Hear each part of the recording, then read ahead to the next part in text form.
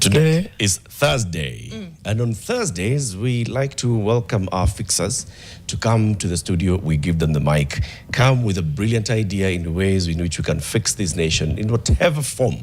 And we'll give you the mic, give the platform, talk to the nation, and let's discuss and engage. Today, we're giving the mic to Ian Gitimu, who is a fixer. He's an entrepreneur in the tourism space. Ian, good morning. Good morning. Karibu sana. Asante sana. Yeah, you look like a fixer, by the way. Asante sana. It's in your DNA. Thank you. You know how we normally begin the show? Yes. Jano is going to give you the day's quote. So you'll interpret the quote for us before we give you the mic. Asante. Absolutely. Today, you ready? Yeah. Okay. Today's quote is by Simon Bowman. And he once said, identity is a task, not a given. What do you make of that? Identity is a task, not a given. What I can say, identity is something intricate, something that comes intrinsically from you, not something you inherit from others. But what you find in our society currently is we have a lot of inherited identities from maybe the structures that we are told to trust, maybe be it government, religion, media, family dynamics, morality. Right. So, that's really good. But it shouldn't end that. Imposed. It's Yeah. imposed, It's but imposed. we should find a way to still find our own identities within those. Yeah. That's good. And how do we go about that? Just before you even get to the shika mic, how would you go about getting your own identity? it's by, as I said, it comes intrinsically. So you need to really understand yourself. Listen to yourself. Where you come from, who you are as a person. Yeah, because what you're finding is a lot of performance identity based on output, what you can give. So instead of a person asking you, what do you do? How are you? They ask you, what do you do? Yeah. So it's output. Performance identity. Who are you? Yeah. I'm a journalist. Imagine. You know, that's actually, Yeah. if I've been challenged, like even in any space, like never introduce yourself with what you do. Right. When someone asks, tell me about yourself, it can't start with, I work at NT. Yeah. Interesting. That's an identity problem right there. Who are you? Wewe ni nani? Yes. Mimi ndiye Sifuna. Correct. You see, that's Mrs. Secretary. Him, he's sorted. He's sorted with his identity. Yeah. Ian, Yeah. so you reached out to us and said you want us to give you the mic. Yeah. Because you're thinking of Kenyans and their identity. Yeah. And in fact, you said second generation Kenyans who are outside the country. Yeah. We found that quite interesting. Yeah. And I said, please, Ian, come. Asante sana. Shika the mic. Asante. So my name is Ian. I'm an engineer, though we don't use those labels. I'm also an entrepreneur in the tourism space. So being there and also being part of a diaspora organization, I recognized the gap that we have, which is an identity crisis among the second generation youth, which they face a lot of. I read an article last year that 26 people, young people in the African immigrant community in Minnesota committed suicide, and 17 were from Kenyan origin. This was, and it's just in Minnesota, not in, imagine what's happening in the other 49 states. So it's something that is really touching. A lot of lives have been lost because of this lack of identity. Because for them, they have to switch identities a lot. Because at home, coming from African background, there's some things what your parents expect from you, like, and in school, you find your peers are questioning authority, which is not the case in African setup. True. So that's why I'm proposing an initiative to reconnect second generation Kenyans in the diaspora back to Kenya through identity, culture, and opportunity. How? Why this? As I said, an identity crisis, which further exacerbates to mental health challenges, anxiety, depression, and also suicide at the extreme. We also have a lot of cultural erosion and amnesia. So you find like for us as Africans, a lot of our ways are forgotten. When you ask why this is done as it's done, why this hut is built here or something is done as it's done, you get vague and unsatisfactory answers because our tradition was passed orally, and there is no intergenerational transmission of that information currently. So why also is to diversify Kenya tourism offering. Kenya has been very reliant on safari and beaches, but also we need to look at things like cultural tourism. Cultural tourism accounts to 40% of the world's tourism revenue.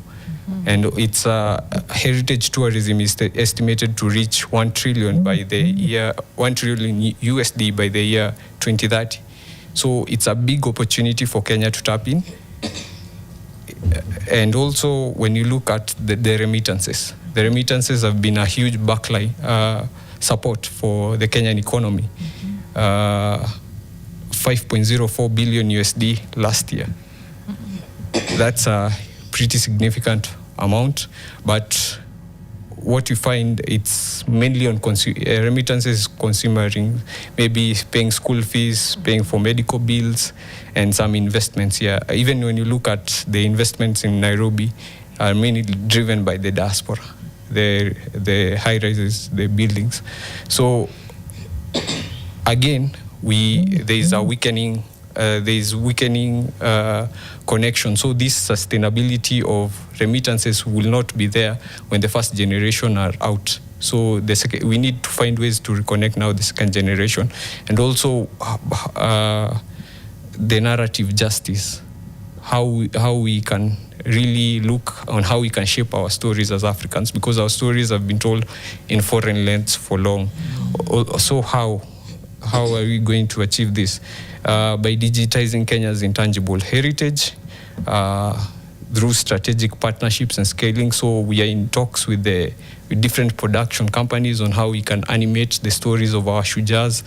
Like we don't know of our heroes before post-colonial, like people like Morao Angiti, Shekerume of the Meru, and such heroes are not really recognized today. And those are stories that we need to pass to the next generations.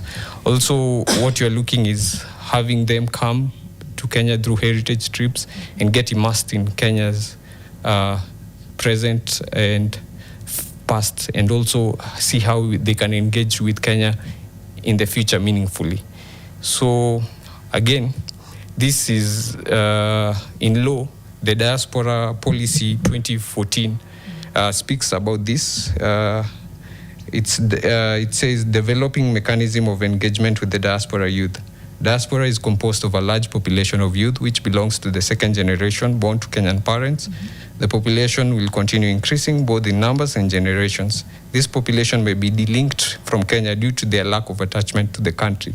The government will therefore establish a mechanism of engaging with the Kenyan youth in the diaspora to provide continuity, linkage, and a sense of belonging to their mother country. Right. So it's something that the diaspora policy has recognized 2014, but in the 2024 policy it was not there. But the Prime Cabinet Secretary Musalia Mudavadi during the launch in 2025 alluded to the fact that there is weakening ties and the sustainability of the remittance may be threatened. So where has it been done? But there is a program called Birthright Israel. It's very famous. They have engaged 900,000 participants of the next generation over the years since 1999, and it has been a huge boost to the economy, raking in over $1 billion USD every year. And before the war broke out, it was bringing in 40,000 participants per year. So that's a huge number. We have Ghana Year of Return 2019, 1.9 billion in revenue, 760,000 participants. We have Cape Town, and also we are adopting a digital framework. Let's say Cape Town's Find Your Freedom campaign where they used Afro-futuristic gaming designed to engage with the millennials and Gen Zs more. So that we seek to adopt a similar approach. This gave them 147 million rands, created 755 jobs, including 245 direct jobs. So also we are learning a lot. The final one is Obama's story, Obama's personal journey. Obama came to Kenya when he was 27. In his book, his memoir, Dreams for My Father, he has recorded his struggle with identity. And when he came to Kenya, he says a hole he had felt in his heart was filled. So you see, if a person like Obama has an identity problem, it's something that can, it's not unique to him. Yeah. So I drop mic. All right. Hey. Very, very compelling arguments. Ian, I love it. Yeah. I love it. And even in your pitch, what you said as your closing statement was, if we don't tell our children who they are, the world will tell them who they are not. Which is what happens. Imagine. Now take that, Yeah. and next time you're giving us a quote, quote Ian Gitimu. If Yes. we don't tell our children who they are, The world will tell them who they are not. Yeah. And Nyumbani is how now we secure that, the identity of Kenyans in the diaspora and all. And I mean, that's a brilliant thing, Janet. It is. I know we'll get into the conversation. I'm just wondering whether we can replicate this the way Ghana has done it successfully and what it will take to do that. Because I think and I think it was Mariam who mentioned it earlier, they essentially have shown what it means to have cultural tourism. What will it take to replicate that? Because it needs investment and intentionality from government. Yeah. How do we sell it to them to make it a priority? Aside from it being somewhere in the policy. diaspora policy of 2014. I think that's the first thing. You don't even need to sell it. The government already has shown you that they're already aware of it. Right. All right. So then, what do we need to facilitate it to Right. make it work? What is Ian is proposing something called Nyumbani, and this is an initiative. So what do you need to make Nyumbani a reality in those kind of things? I actually absolutely love the idea. So what we need is partnerships with institutions here in Kenya to create that sense of belonging. Because when you look, there's a demand side. People are facing an identity crisis. And also here we can create a supply. We have the supply. We can facilitate belonging. But now we have to engage now these institutions, bring them into terms with the problem. And as I engage the institution, I've engaged a lot from the banking sector. I've talked to Magical Kenya. I've talked to the National Museums of Kenya. All of these entities. What we show them is how we can meet their mission, vision, or goals and objectives, so that they can grow, even increase their revenue also. So it's our partnership. We need to really come together as private sector and the public sector, and also the diaspora institutions, to come and solve this problem that exists. How about you just start with the diaspora themselves? If you engage them, let's say we're talking about second generation. Yeah. So let's say the millennials, Gen Zs, and Gen Alphas whose parents went to America. These kids were born in America. They've grown up in America. What do they feel about coming to Kenya? I mean, what would they like? Because Obama wanted to come and just reconnect, but he first of all reached out to members of his family, and he had one sister, Alma. So it's like, Alma, I want to come home. So he comes home, and they are already planning the tour. We shall come. We shall go all the way to Kogelo. We shall do this. I shall engage. I shall see. I shall meet my grandmother. I shall talk to her. I shall visit the village. I shall see the school my father went to. That's what he wanted to connect with, right? Maybe somebody else will just want to be, I want to go into a cultural event. That's my first entry into. Is there a cultural event that's organized? I just want to go in there. Is there somewhere Lamu Cultural Festival. And I just want to go there and feel and engage with the people and all. Somebody else would like to maybe go and just read books first to understand. So have you had some bit of just anecdotal conversations with people in the diaspora to hear what's their thirst? A actually, that's what influenced me. This idea started in 2024, but I haven't been able to implement it because we are designing packages to now reconnect them. But I realized if we don't really get their feedback, we may design something that doesn't really fit them. The engineer in you is coming out.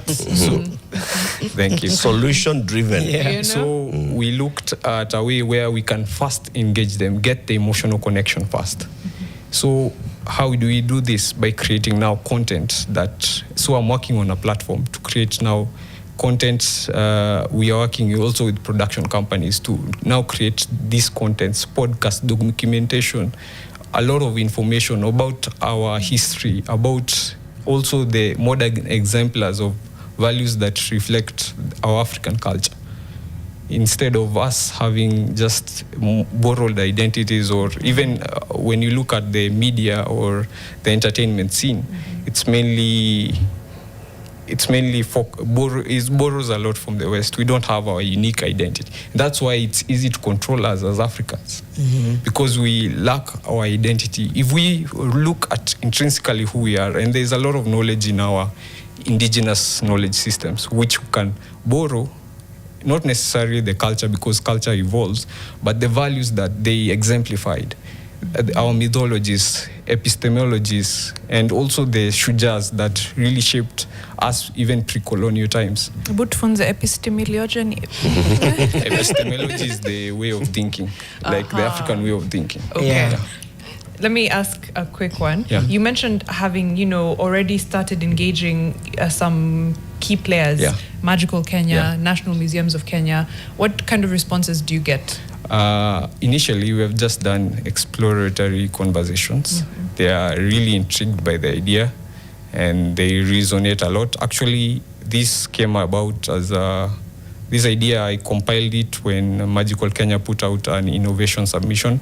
So they invited me to submit this application. They also invited me for the Magical Kenya Travel Expo 2025.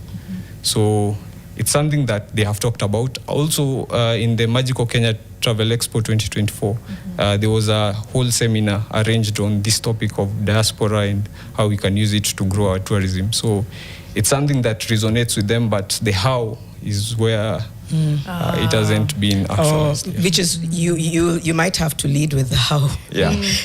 Right? You might have to give them the how. The how. In fact, towards the end of this interview, I was going to be like, hold on to this concept with your dear life. Because I think a lot of the time, old guard mentality prevents something beautiful and new from sprouting. So, the millennial in me was tempted to just be like, just hold on to it and then just run with it. And then you talked about creating a platform, but that also means collaborating with other creators, because there's already people who are doing it. There's a group called Shuja Stories who have over 61 stories of our heroes of all the 44 communities in Kenya, documented in their website. It's part also of the Google Arts and Culture, Utamaduni Wetu.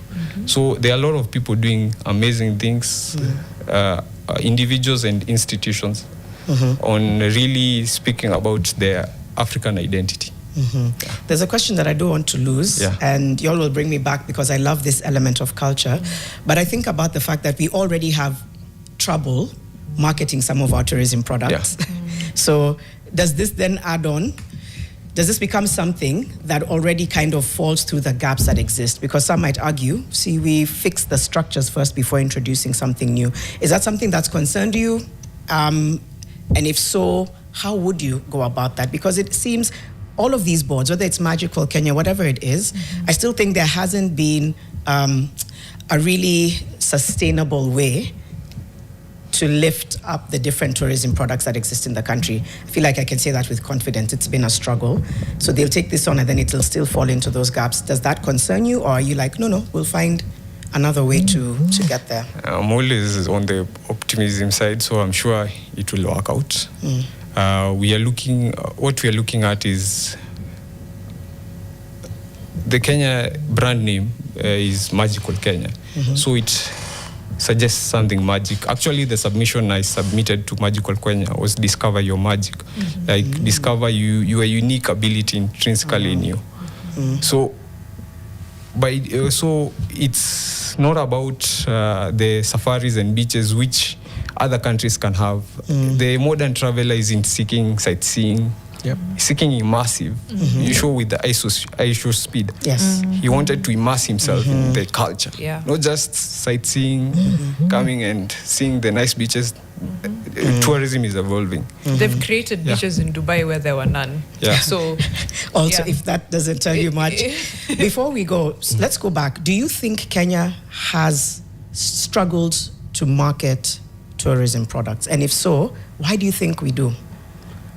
Again, it comes to identity. If you really borrow, when you base identity maybe on the tall buildings we have in Nairobi, instead of now the culture, what makes you a person, humanity, like who you are as a people, that is more important. So we have an identity problem, and until we know who we are, we cannot be able to reach the world. Wow, okay. I like that perspective. Right. So no matter how much we try to sell market, it's like, okay, but who are you and what story are you trying to tell? Okay. even when I think about it, even who is Kenya, like magical Kenya, beyond the beaches, the sand, the animals, the mount, and we've got that in plenty. But then, it's the core of who you are. When you go to Japan, you will see, I don't know, cherry blossoms and skyscrapers.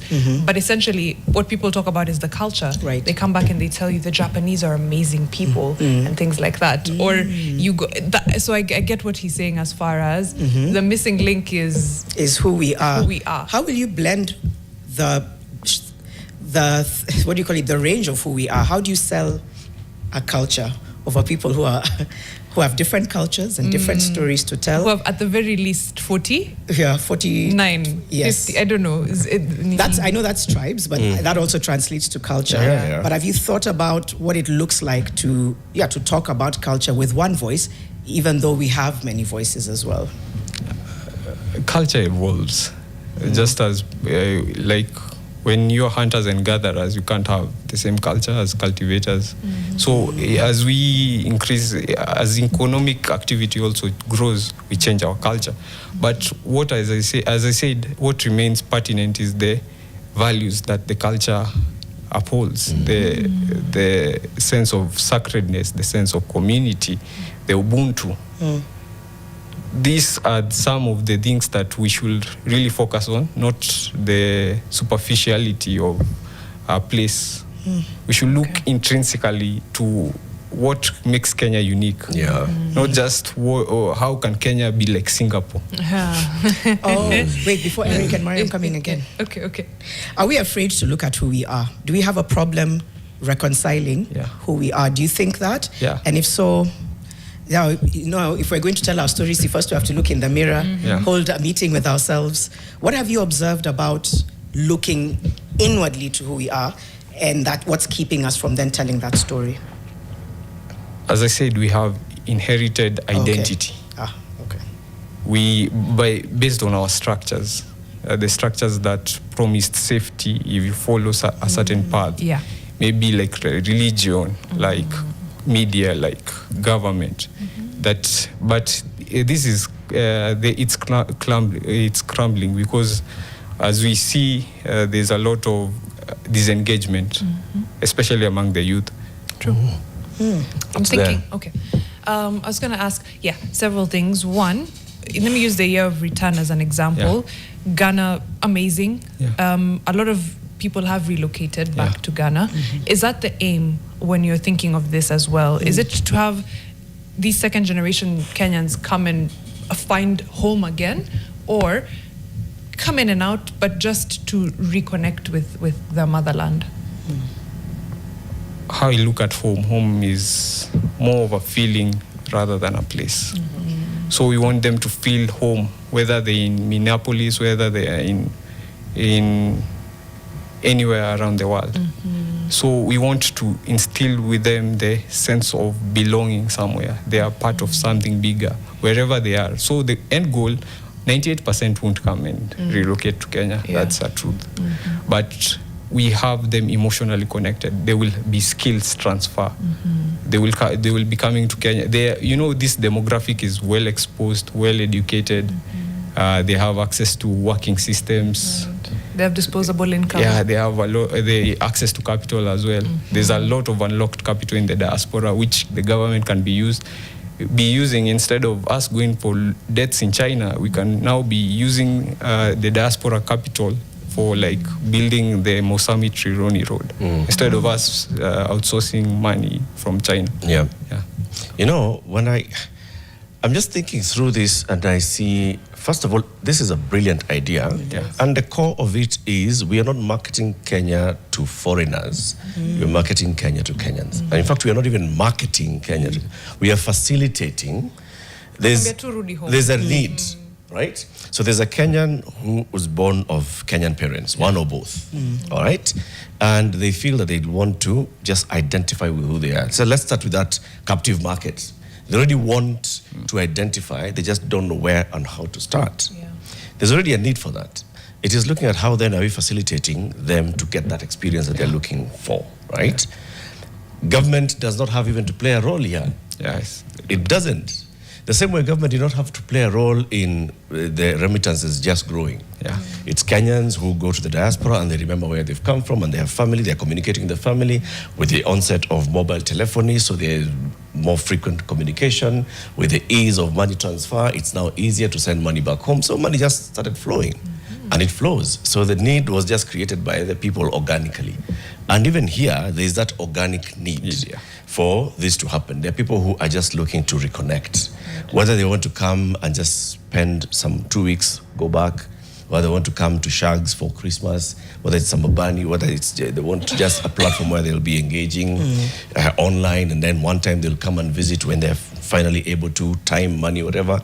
So there's already that need. We don't even need to be thinking about what the government ought to do. It is, what do people like Ian who have an idea want to do? Where do you want to start? How can you just start and get to do it?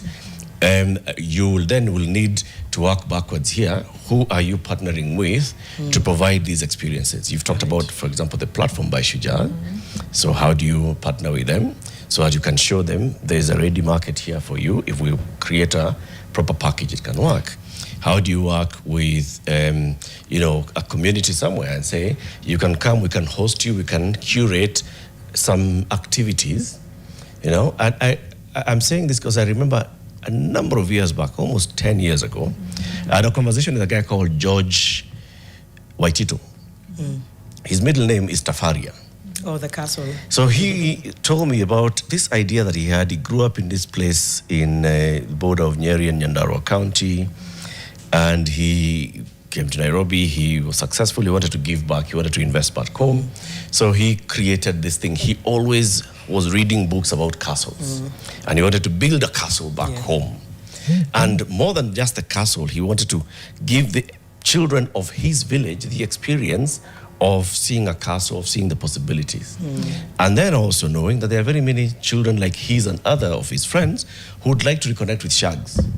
And reconnecting with Shags is not just sort of going and sitting at Shosho's place and you've carried your sausages and everything and you'll be having sausage tomorrow morning just like you're in Nairobi. It is going there and you're living in Shags. Wake up tomorrow morning, go milk a cow. Go take the goats, and curating such kind of events. It's the same thing that I'm hearing you, Ian, saying. Now you're saying you're bringing an audience, whether it's from outside of the country. Come, curate that experience, let them spend a week. In this 1 week, what are you going to do? Utaenda kwa shamba, utachuna kahawa, you will pick mangoes, you will, you will take the cows for water, you will feed the cows, you will milk a cow, you'll take the milk to the milk buying center, you'll sit in the evening by a fireplace, you'll go to the center and have stories. There will be a Rurashio coming this weekend, you'll attend the Rurashio, or the Ndeo, or whatever event is taking place culturally. There will be you can curate a event where we have now this Mogithi, they'll attend the Mogithi. We have the Ngemis and the love festivals and all these love sessions. And you've seen the rise in them. So people come to all these places and you're just organizing that. There's rugby happening. The Sevens Division 2 is happening here. So people are coming for rugby, and then around the rugby, organize, kuleni nyama, tunani kwa boma ya Masai, tunani hapa hivi Ukambani, kaa chini, you know, and you reconnect. Government doesn't need to be a part of this. Government is already acknowledging this, and it's what you need to unlock. What do we need? Do we need to facilitate their transfers here? Do we need to, you know, those kind of things? Yeah. So that's what we have been in mind, and also as we bring to them, we don't want them to view Kenya as a museum. We want them to view Kenya as something they can engage even in the future. Right. So we also take them through entrepreneurship training, like having conversations on how they can set up businesses here in Kenya and opportunities that are here in Kenya. Also, we take them through identity reflection and personal growth. We also have financial literacy and investment opportunities, also environmental sustainability. And when you look at sustainability, this is a term that Africans really embodied in a sense, because even how we took care of our environment, it wasn't something alien to us.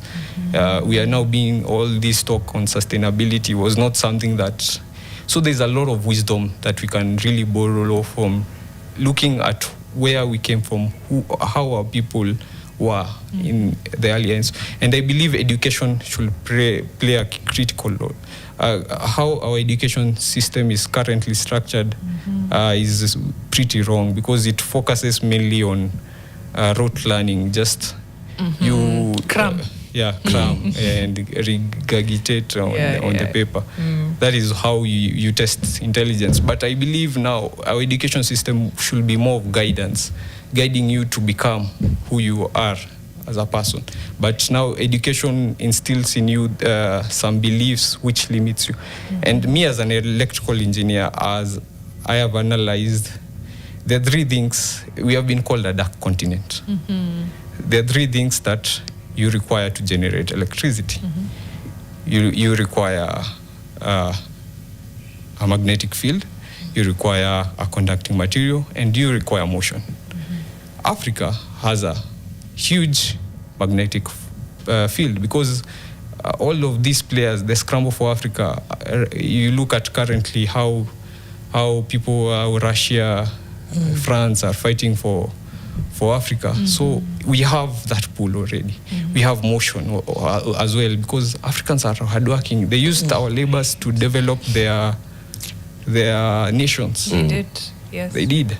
Also, when you look even today, a person selling watermelons at construction site is able to feed his family. So we are very hardworking as a people.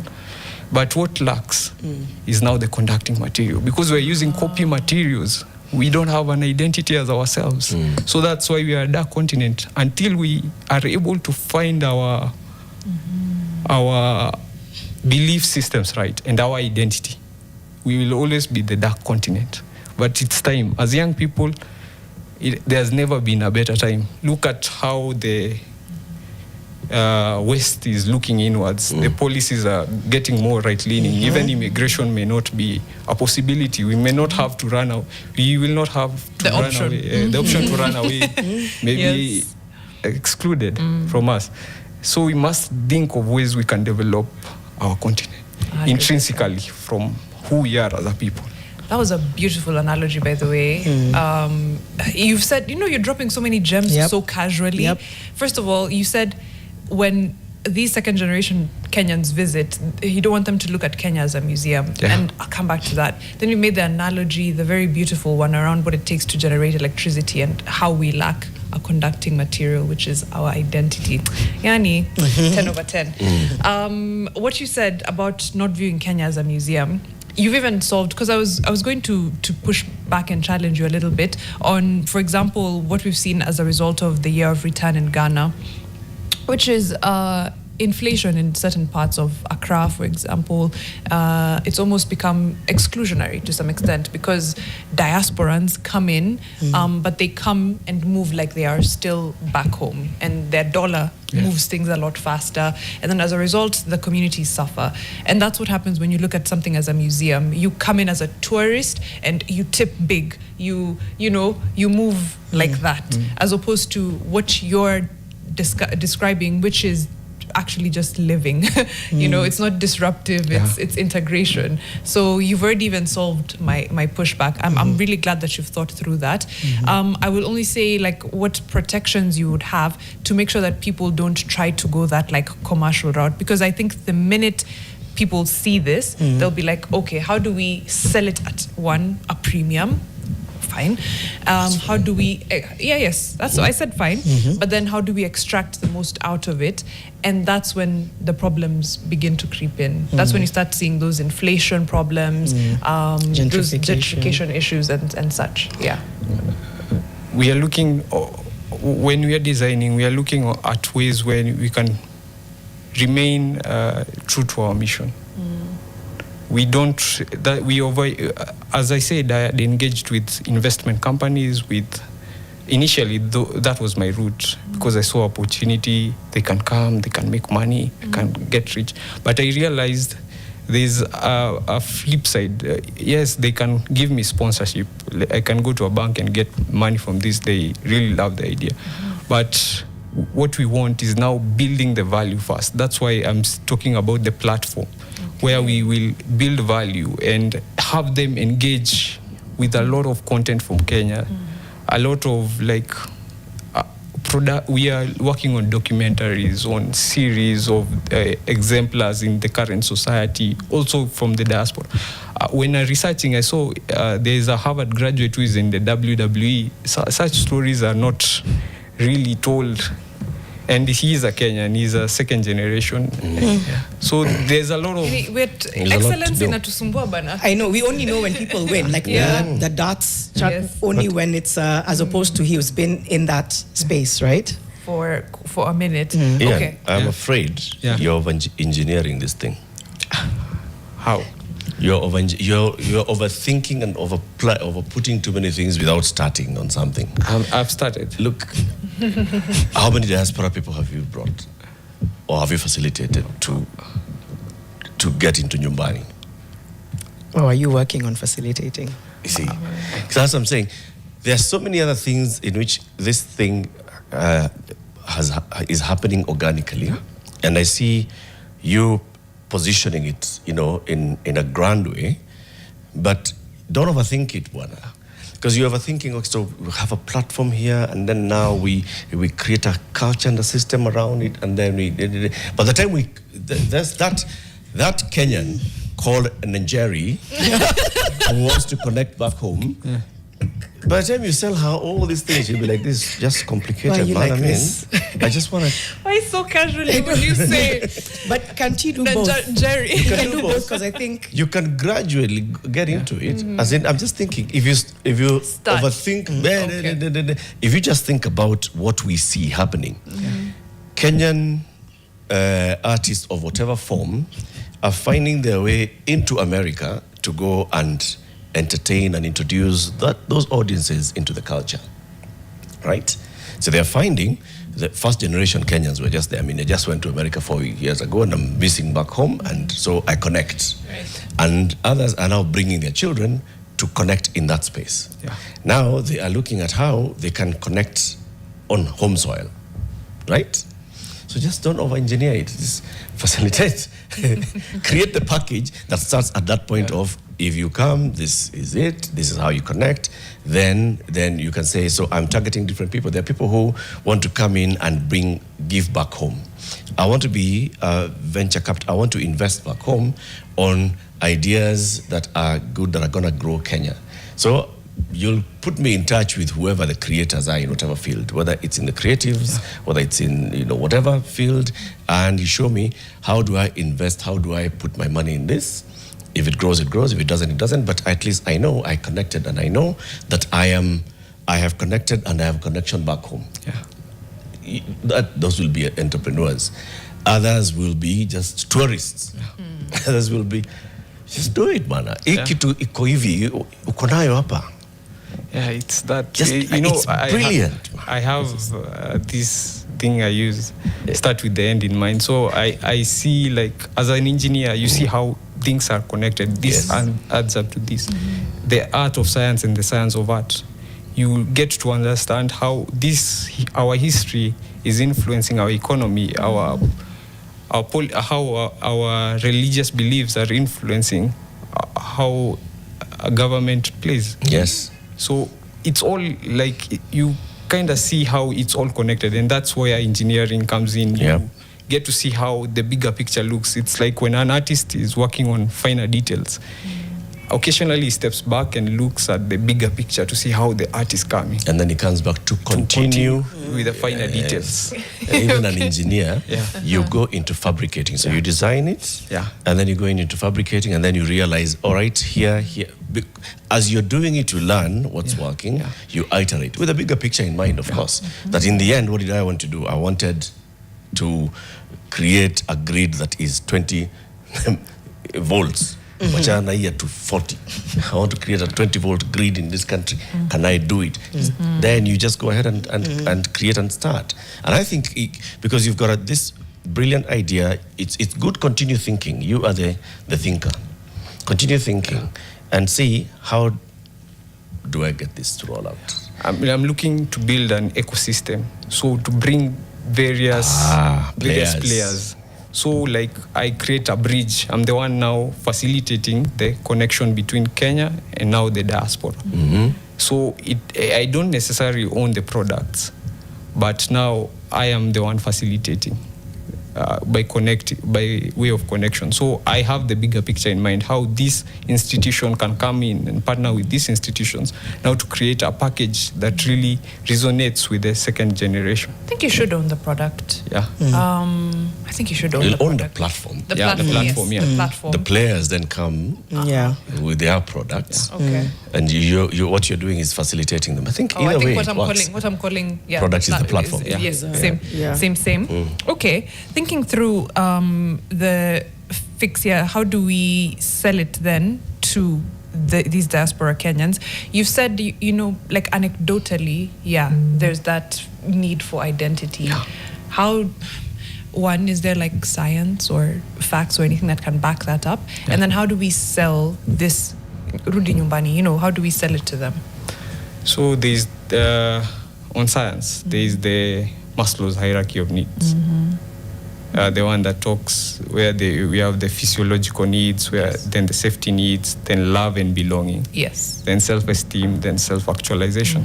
So for you to really reach your full potential, for you to self-actualize, for you to self-determine, you need a sense of belonging. And how I look at belonging should not be binary. It can be layered. You don't have to belong to Kenya, America, or America. You can be Kenyan American. You can be hyphenated. So when you look at it at that sense, you get to see how we can really create the sense of belonging in now this second generation. Okay. Not necessarily based on a place, but based on who they are intrinsically. Okay. I'm thinking, so this is just anecdotal, like stories and evidence and things like that. You'll find, again, usually, yes, first generation Kenyans who leave, come back frequently. Yes, second generation, their parents will be the reason they go back like that. And then with time, it just kind of, you know, keeps dwindling, less and less and less and less. Then you see something like Ancestry.com and things like that get popular, and people are finding out, where do I come from? Because again, you know, they want that sense of belonging.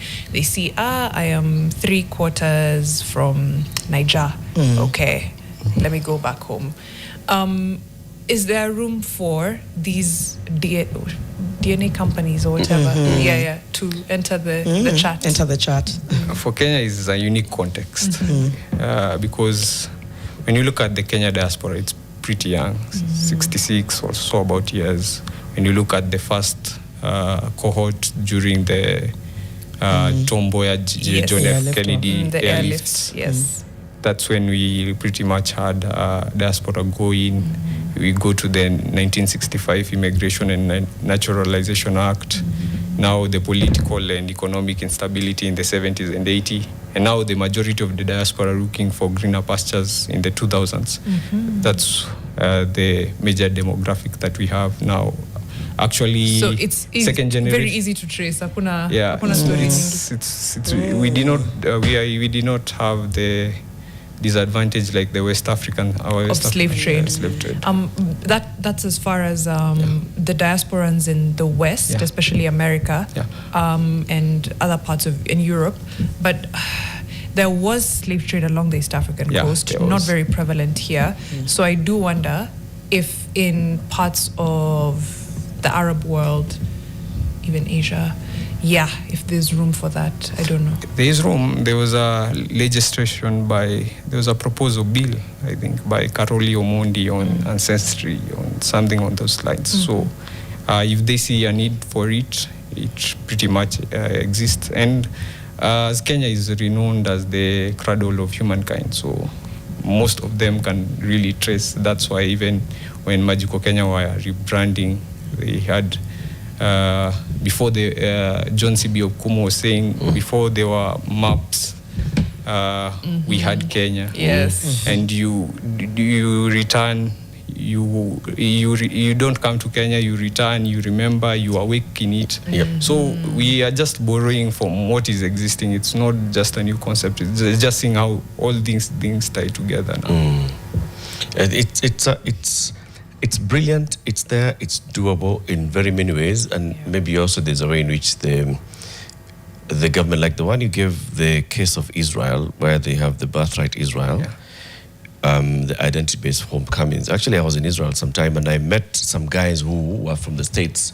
And I asked them, what are you doing here? And they're like, we are in this program that brings us back home, and you come and spend time here with the community, you learn. Then will you go back to America? Yeah, I'll go back to America. So it brings that kind of connection, and it's worked. Like you said, it's worked for many years, and there's a reason for it. It's just to come and reconnect you with home. And your people, and to understand your history and your culture. That's one. And then from there, as you're mingling with them, you then interact, whether it's commercially, whether it's whatever, legally and all, it'll happen, and it'll all happen. I see a very big opportunity for this to happen and for it to make a lot of sense, because you started by identifying that there's an identity crisis. And it's not just in the diaspora, it's even with the diaspora communities within the country. People who are far from their ancestral homes, they're living in urban areas, and they just want to reconnect and feel, I am tighter. I want to feel tighter. I want to go to the hills of Taita. I want to spend time there. I want to speak Taita, not just here.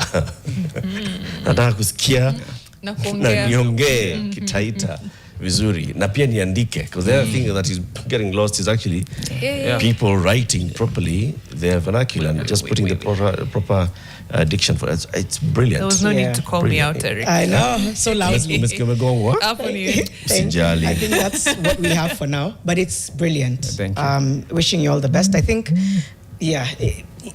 it will benefit everyone if this happens, and the timing is perfect because so many people want to just recenter themselves on identity. So all the best. Thank you. That was Ian Gitimu, who is talking about identity, diaspora, and Kenya's future. You've been watching Fixing the Nation, one conversation at a time. There's a live event coming up at the top of the hour on NTV. On Nation FM, we have Vibe Shift with Brian Aseli and Claudia Naisabwa. From us, Mariam Bishar, Janet Bogwa, Eric Latif. We'll see you again tomorrow.